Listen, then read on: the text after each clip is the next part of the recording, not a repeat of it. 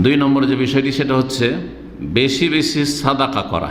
বেশি বেশি সাদাকার মাধ্যমে এই সালে সব নেকি পৌঁছাবেন, হক আদায় করবেন। মা আয়েশা রাদিয়াল্লাহু তাআলা আনহা থেকে বর্ণিত, সহিহ বুখারী মুসলিমের হাদিস। সহিহ বুখারীতে 1299, সহিহ মুসলিমের 1672 হাদিস।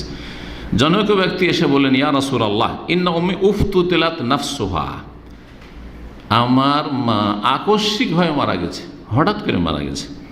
ওয়ালাম তুসি, ওসিয়ত করার সময় পাইনি। ওয়া আযুন্নুহা লাউ তাকাল্লামাত, আমার ধারণা যে সে যদি কথা বলার সুযোগ পেত, তাসাদ্দাকা, তাহলে সাদকা খেরাত করতো, কিছু করতো, কারণ নেক মানুষ ছিল।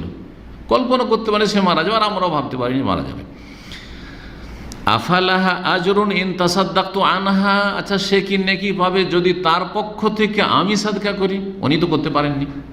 সবচেয়ে ভালো হচ্ছে নিজেই করে যাওয়া, কারো আশা করে যাবেন না। কারণ অনেকেই আমাদের সমাজের লোকেরা নিজে দান খেরাত করতে জানে না, এত কৃপণা। আর আমি মানুষের প্রকৃতি বলছি, এটা মুসলিম সমাজ যে থেকে এবং তাদের মাঝে দাওয়াতি কাজের যে অভিজ্ঞতা, যত মানুষের বয়স বাড়ছে তত কৃপণতা বাড়ছে। যুবকরা যেভাবে খরচ করতে পারে ইসলামের জন্য, দিনের জন্য, গরিব মিসকিনদের জন্য, আপনার বাপ পারবে না, কৃপণ, আপনার মা পারবেন না।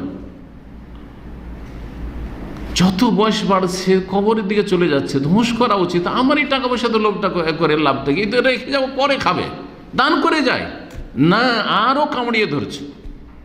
এটা তাকওয়ার অভাব, জুহদের অভাব, আখেরাত মুখী হওয়া নয়, আখেরাত বিমুখতা। আখেরাত মুখী হওয়ার চেষ্টা করতে, কারণ আখেরাত কাছে চলে এসছে। কিন্তু আমাদের সমাজের অবস্থাটা এইরকম। তো যদি আমি সাদকা করি তো তার পক্ষ থেকে তো কাজ হবে, কালা নাম বলে, হ্যাঁ অবশ্যই হবে, কেন হবে না? তাহলে বোঝা গেল যে সাদকা করে আপনি ইসালে সওয়াব নেকি পৌঁছাতে পারবেন।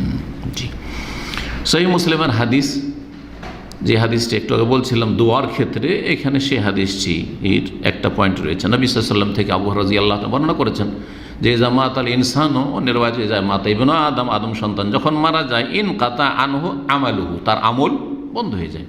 মারা গেলে আমল বন্ধ হয়ে যায়। আমল মানে শুধু ধর্মীয় আমল নয়, দিনই কাজ নয়, দুনিয়ার কাজও বন্ধ হয়ে যায়।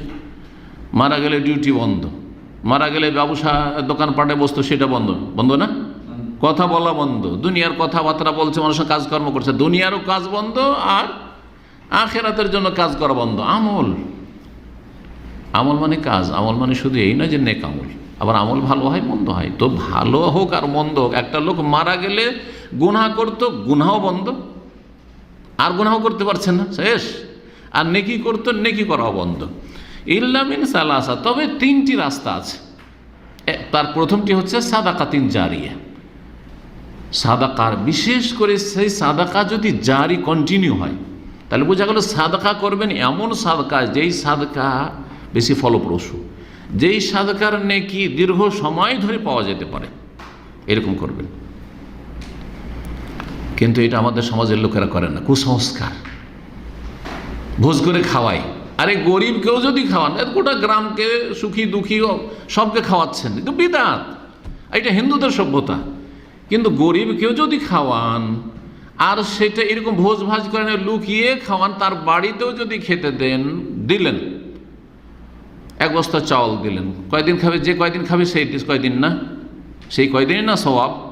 কিন্তু এমন একটা সাদকা করলেন, যেই সাদকার কারণে, যার জন্য এই সাদকা করলেন, যে সাদকা করলো সেও পেল, আর যার জন্য করলেন স্থায়ীভাবে নেকি পাবে, বা দীর্ঘ সময় ধরে নেকি পাবে।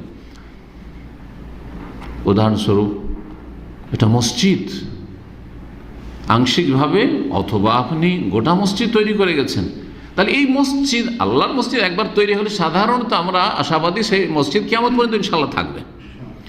আর কিয়ামত পর্যন্ত না থাকলেও তো 25, 50, 100 বছর, 200 বছর থাকবে না? থাকবে না? অবশ্যই থাকবে। তাহলে এতদিন নাকি পেতে থাকছে। একটা গরিব ছেলে, এতিম ছেলেকে লেখাপড়া করিয়ে তাকে আলেম হাফেজ বানিয়ে দিলেন। এই ছেলেটা যতগুলি নেকির কাজ করবে এবং যতগুলি দাওয়াতি কাজ করবে, যত লোকে কোরআন হাদিসের তালিম দিবে, 1 ভাগ করে নেকি পেতে থাকবেন।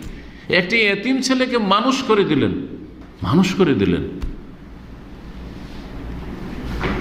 যতদিন ও এতিম দ্বারা অন্যরা উপকৃত হবে, আপনি এক ভাগ করে পেতে থাকবেন, বরং সেই এতিমের মাধ্যমে যারা হেদায়েত হয়েছে বা এতিমের মাধ্যমে যারা উপকৃত হয়েছে তাদের ভাগ আসতে, এভাবে সাদাকা জারিয়া।